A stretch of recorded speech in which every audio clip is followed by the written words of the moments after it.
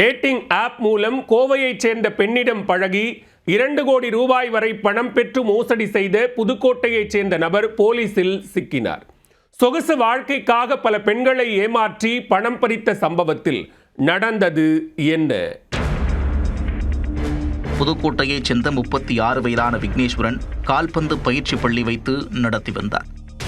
Dating app மூலம் தனக்கு அறிமுகமான கணவரை இழந்த பெண்ணிடம் நட்பாக பழகி நாளடைவில் அவரை காதலிப்பதாக கூறி நெருக்கமாக்கினார்.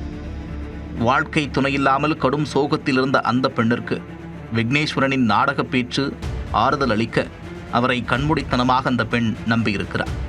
ஒரு கட்டத்தில் உன்னை கல்யாணம் செய்து கொள்கிறேன் என்று வாக்குறுதி கொடுத்து பெண்ணின் நம்பிக்கையை ஆழப்படுத்திய விக்னேஸ்வரன் அவசர தேவை, தொழில் துவங்க என்று பல்வேறு காரணங்கள் சொல்லி 2 கோடி ரூபாய் வரை பணம் வாங்கியிருக்கிறார்.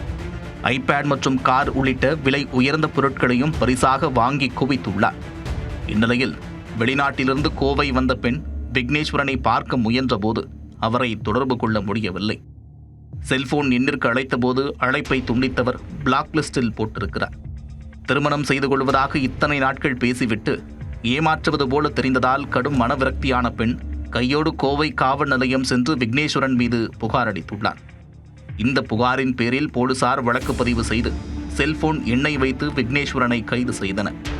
அவரது செல்போனை ஆய்வு செய்தபோது விக்னேஸ்வரனுக்கு ஏற்கனவே திருமணமாகியிருப்பதும் அதை மறைத்து பல்வேறு பெண்களிடம் அவர் டேட்டிங் ஆப் மூலம் பழகி ஏமாற்றி பணம் பறித்து வந்ததும் தெரிய வந்தது. இதனையடுத்து விக்னேஸ்வரனை நீதிமன்றத்தில் ஆஜர்படுத்தி சிறையில் அடைத்தனர்.